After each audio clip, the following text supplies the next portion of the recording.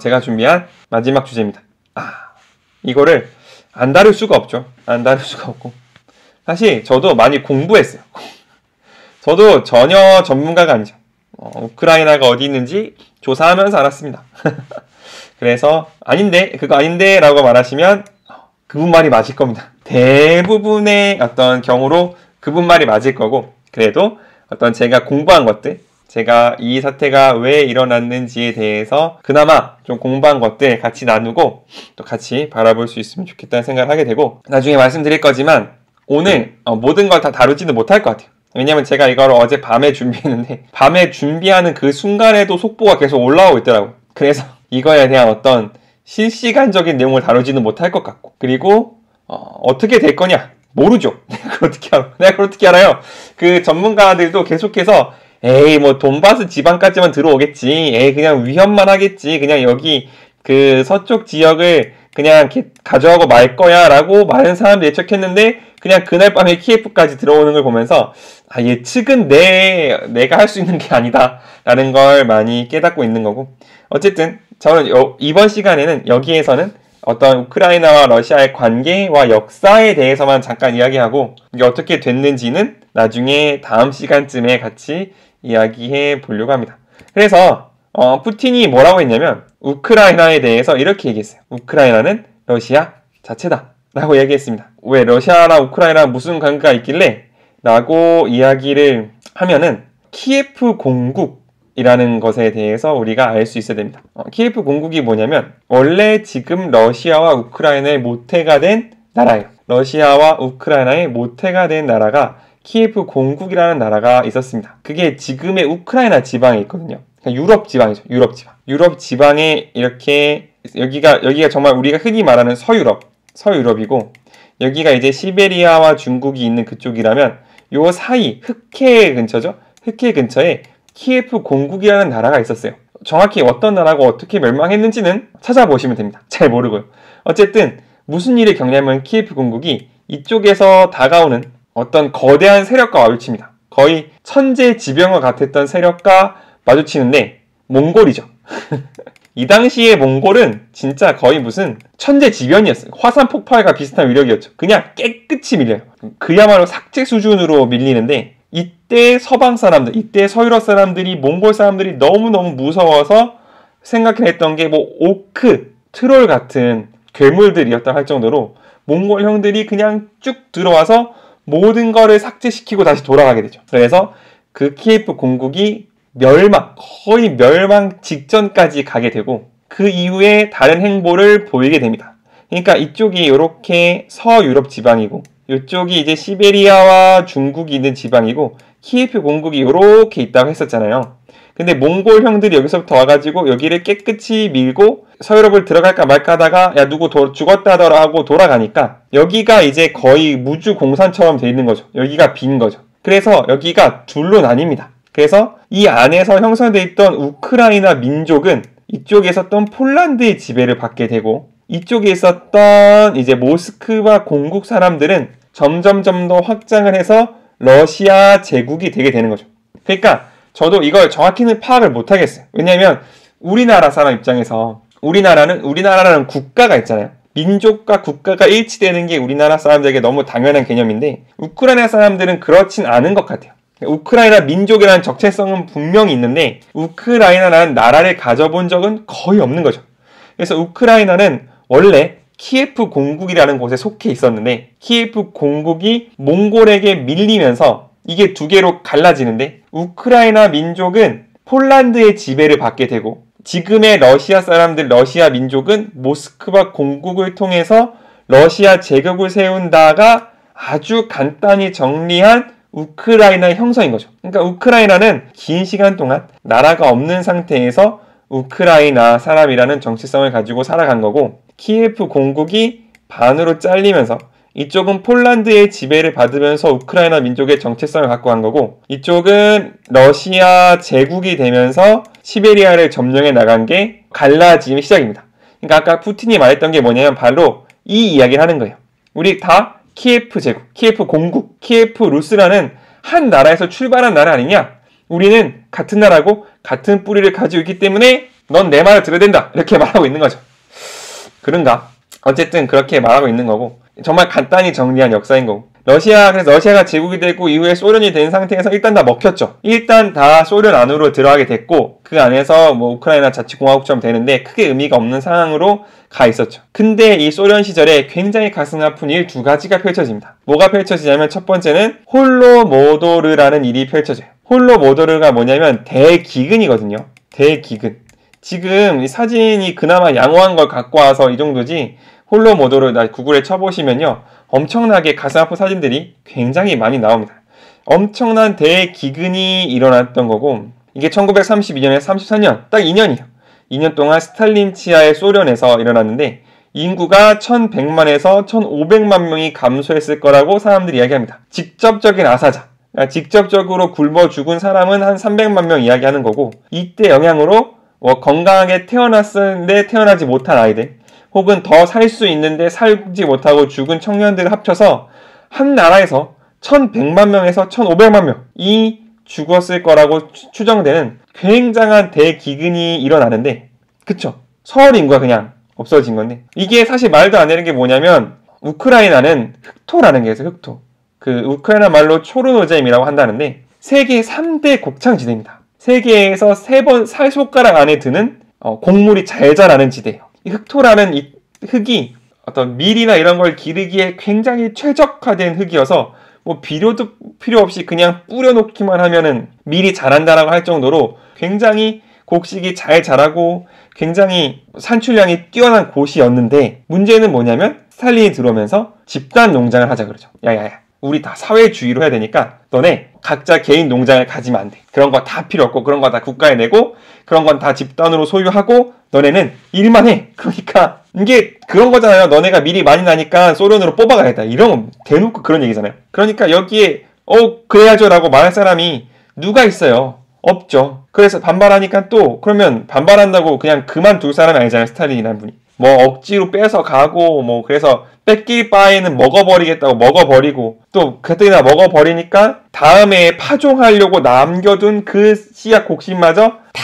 뺏어가면서 엄청난 대기근, 심을 씨앗이 없으니까, 땅이 아무리 부유하고 땅 토양이 아무리 좋아도, 아니 심을 씨앗이 없고, 그 다음에 그 사람 힘으로 안 되잖아요. 소 같은 동물들이 도와줘야 되는데, 이 소 같은 동물까지 다 끌고 가고 다 죽이고 하면서 결국에 심을 곡식이 없고 심을 노동력이 없다 보니까 그 세계 3대 곡창지대라는 부유한 곳에서 직접적으로 굶어 죽은 사람만 300만 명을 헤아리는 어마어마하게 큰 기근이 왔다는 거고, 그래서 지금도 키예프, 지금 한창 핫하는 곳이, 핫하다? 좀 너무 가벼운 말이고, 지금 한창 주목을 받고 있는 우크라이나의 수도인 키예프에 가보면 되게 삐쩍 마른 여자의 동상이 밀 이삭을 소중하게 쥐고 있는 동상이 하나 있다고 하더라고요. 그게 이 홀로모도르 때문에 일어난 일이고, 또 하나 뭐가 있냐면 체르노빌 원전 사고도 이때 일어나고, 우크라이나 지방이에요. 우크라이나 지방에서 일어난 건데, 이게 뭐 왜 일어났고 어떻게 일어났고는 너무 자세하니까 넘어가더라도, 옛날에 MBC가 이건 진짜 너무한 거죠. 우크라이나 소개하면서 체르노빌 원전 사고 사실 여기다 갖다 박아놨어요. 이건 진짜 너무한 거잖아요. 어떤 나라 사람이 우리나라를 소개하면서 그 경복궁 앞에 그 일장기 2개 걸려있는 사진 해놓은 거랑 똑같은 거 아니에요, 이게. 그러니까 이건 진짜 너무한 건데, 어쨌든 체르노빌이라는 진짜 가슴 아픈 사건도 소련 치하의 우크라이나에서 일어난 거죠. 그러니까 우크라이나 사람들이 소련에 대한 감정이 좋을 수가 없는 거고, 어쨌든 여러 가지 사건을 거쳐서 이제 독립을 했는데, 맨 처음에는 이 우크라이나 위에 있는 벨라루스라는 지역, 나라, 러시아, 우크라이나 이렇게 셋이 굉장히 사이가 좋았다고 해서 그 독립국가 CIS라는 것도 맺으면서 서로 친하게 지냈는데, 어쨌든 독립을 하게 되면서 어떻게 나뉘냐면 이 강을 기점으로 이렇게 나뉘는 거죠. 이쪽은 우크라이나인, 나는 우크라이나 사람이라고 생각하는 우크라이나 사람들이 많이 살고, 좀 친서방, 미국이나 유럽하고 친하게 지내고 싶은 사람들이 많은 거고, 이쪽은 딱 봐도 그렇잖아요. 나는 러시아 사람, 나는 우크라이나에 살고 있지만 러시아 사람이야 라고 생각하는 사람들이 훨씬 많은 거고, 이쪽은 친러 성향을 가지고 있는 건데, 사람은 여기가 많아요. 인구 여기가 70% 정도 훨씬 많다 그러고, 근데 어떤 산업시설, 그 다음에 경제시설, 경제력은 이쪽 지방이 훨씬 높아요. 그러니까 이게 거의 저주받았다고 할 수 있는 거죠. 이렇게 지역적으로 분명히 나눠져서 친서방, 친러로 나눠져 있는 것만으로도 골치가 아픈데, 여기는 사람이 많고 가난하고 여기는 사람이 적고 부유하면 한 나라 안에서 서로 정치적 영향력을 발휘하려고 얼마나 큰 갈등이 있을지는 안 봐도 뻔하죠. 지금 우리나라도 뭐 옛날에 뭐 이렇게 나눠가지고 뭐 저기 뭐 호남이다 뭐 영남이다 이렇게, 요즘이야 그런 게 많이 가라앉았지만 예전만 해도 심각했잖아요. 근데 여기는 거의 인종도 달라. 인종도 다르고 경제적인 사정도 다르고 인구도 다른 이 두 집단이 한 나라에 있기 때문에 엄청나게 극심한 정치적 혼란을 가지고 가게 되는데, 그게 가장 극명하게 드러났던 게 2004년 대선입니다. 아마 저 연배 비슷한 분들은 그 뉴스가 한창 시끄러웠던 걸 기억하는 분도 있을 거예요. 두 진영에서 후보를 냅니다. 친러 지방에는 빅토르 야누코비치라는 분이 나오시고, 친서방 지역에는 빅토르 유센코라는 분이 나오세요. 둘 다 빅토르니까 야누코비치와 유센코라고 하겠습니다. 그 다음에 친서방 지역에는 빅토르 유센코가 혼자 나온 게 아니라 런닝메이트라 그러죠. 이제 2인자처럼 같이 선거 운동하는 분이 율리아 티모셴코라는 여자분입니다. 여자분이 같이 나오게 되는데 이분 나중에 소개될 겁니다. 어쨌든 이렇게 둘이서 박빙으로 대결을 하는 거죠. 그래서 첫 번째 투표를 해서 됐어요. 누가 됐냐면 친러 쪽에 빅토르 야누코비치라는 분이 됩니다. 되는데 이게 부정선거다 그래가지고 선거를 뭐 다시 치르게 되는 엄청나게 극심한 혼란 상황 가운데 있는데, 이 가운데 무슨 일이 일어나냐면 암살 시도가 일어나요. 이분이 빅토르 유센코란 분인데 원래 이렇게 굉장히 훈남이잖아요. 이게 서방에는 클린턴 대통령이 잘생겼다고 유명하면 이쪽에는 이분이 대표적으로 잘생긴 정치인으로 유명했더라고요. 근데 이분이 정부 기간에 누구랑 차를 한 잔 마셨나 그러는데 거의 빈살 지경까지 갔다가 겨우겨우 회복을 해서 다시 나타났는데 얼굴이 이렇게 돼서 나타나는 거죠. 들리는 말로는 다이옥신이 일반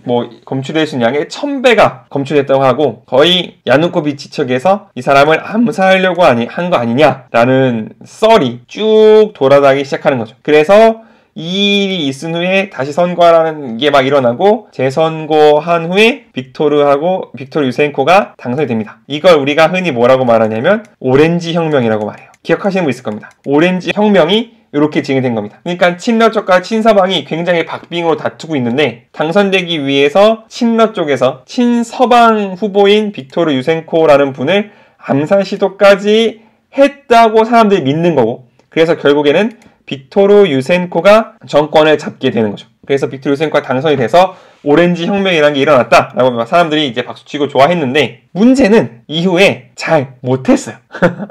이게 문제인 거죠. 이렇게 정권을 잡았으면 잘하든가 잘해서 막 60% 70% 지지를 받든가 해야 되는데 잘 못했어. 그리고 이 암살 시도와 인내 만에 했을 때에도 거의 45대 55 정도로 거의 박빙의 선거 결과가 나왔다고 하거든요. 그러다 보니까 이 일이 있은 후에도 사실 우리나라 같으면 A라는 정당에서 B라는 정당의 후보를 암살 시도를 했다 들켰으면 A라는 정당은 없어져야 되는 거잖아요. A라는 정당은 없어지는 게 문제가 아니라 감옥 가야 되는데, 그게 아니라 다음 대선에 다시 나와요.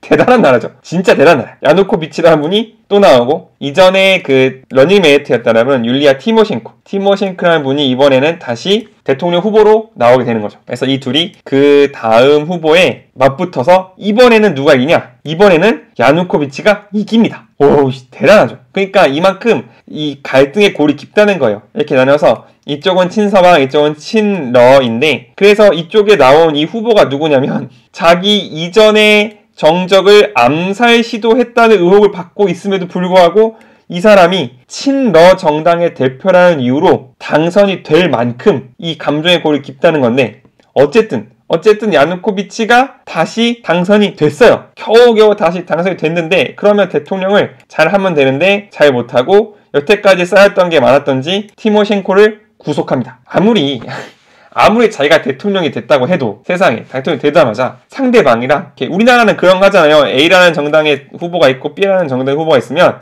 B가 대통령이 되면 이제부터는 갈등을 봉합하고 이런 거 하잖아요. 통합된 사회를 위해서 최선을 다하겠습니다. 이런 걸 그냥 립서비스라도 하는데, 여기는 그런 거 없는 거죠. 바로 티모셴코를 잡아다가 구속시켜버리니까 야 니네 그러면 되냐 라고 말하면서 들고 일어나게 되는데, 이분이 티모셴코라는 분입니다. 우리 이명박 대통령 시절에 오셔서 우리나라랑 이렇게 악수도 하신 분이에요. 근데 여러분이 티모셴코를 검색해 보시면 이 사진보다 훨씬 더 유명한 사진 하나 더 나옵니다. 제가 그거는 참 못 갖고 오긴 했는데 어쨌든 우리 이명박 아저씨랑 이렇게 악수한 것보다 훨씬 더 유명한 사진이 하나 더 나오니까 혹시 궁금하신 분은 티모셴코라고 한번 검색해 보시면 되는 거고, 어쨌든 이 티모셴코 누님이 구속이 되니까 너무한 거 아니냐는 시위가 일어나는 거죠. 아니 뭐 선거로 진 건 졌는데, 이때도 되게 아슬아슬하게 졌거든요.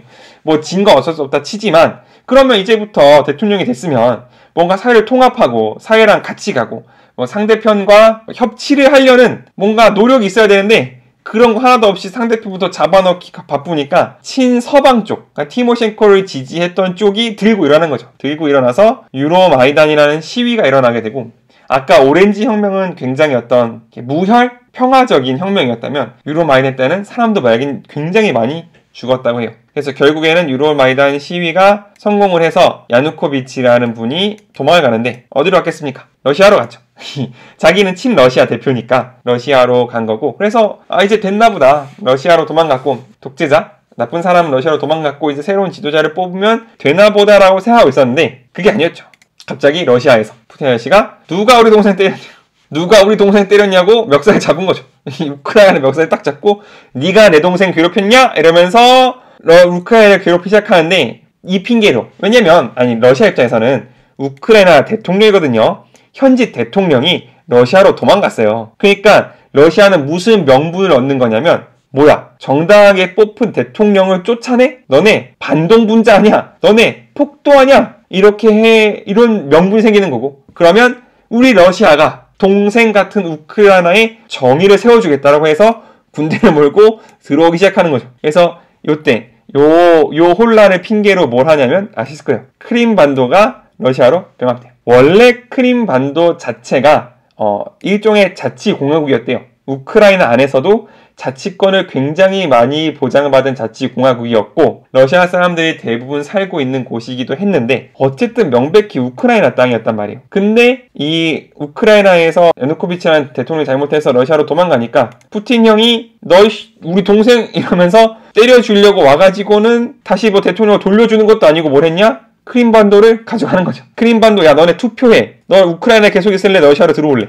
이렇게 투표를 시켜서 들어갈게 해서 크림반도가 러시아에 그냥 들어가게 된 거고, 아까 봤던 여기 있잖아요. 돈바스 지역이라고 말하는 러시아를 가장 많이 지지하는 이 두 지역에 루간스크와 도네츠크, 요즘 굉장히 유명해졌을 겁니다. 요 두 지역에 괴뢰 정부를 세웁니다. 괴뢰 정부라고 하면 뭐하고 뭔가 독립 정부가 되는 거죠. 우크라이나 땅이에요. 우크라이나 땅이라고 하는데 그때 이후로 크림반도 가져가고 러시아를 가장 많이 지지하고 가장 산업 기반이 집중되어 있는 요 두 지역, 돈바스 지역이라고 하는 것에 루간스크와 도네츠크라고 하는 반정부 세력을 러시아가 지원합니다. 그래서 이 이후로 2014년 이후로 우크라이나는 실제적으로는 이 지역에 대한 행정권을 하나도 발동하지 못했다고 해요. 여기는 지금도 우크라이나가 전혀 어떤 행정권이나 정치력을 미치지 못하는 곳이고, 왜냐하면 러시아가 뒤에서 계속 봐주고 있으니까. 물론 러시아는 아니라고 하지만 러시아가 뒤에서 계속 무기와 돈을 공급하고 있기 때문에 우크라이나는 실제적으로 이곳에서는 원래부터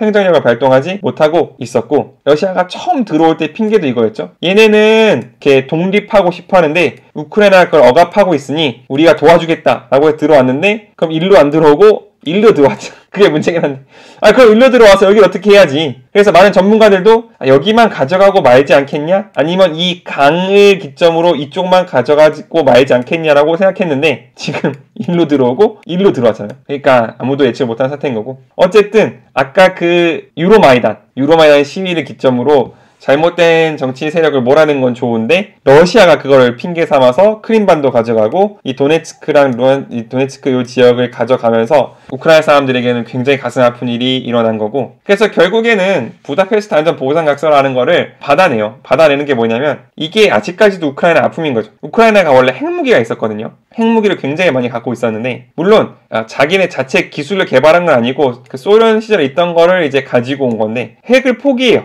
핵을 포기하는 대신에 서방과 러시아는 우크라이나의 지방의 국경을 존중해준다, 건드리지 않는다라는 안전보장 각서를 받아놨거든요. 받아놨음에도 불구하고 지금 그게 전혀 힘을 발휘하지 못하고 있는 거고, 그러니까 우크라이나는 도와달라고 말할 수 있는 명분이 여기에 있는 거죠. 근데 왜 지금 적극적으로 나서지 못하고 있냐면, 우크라이나가 지금, 이분도 나중에 얘기할 거지만 젤렌스키라고 코미디언이었죠.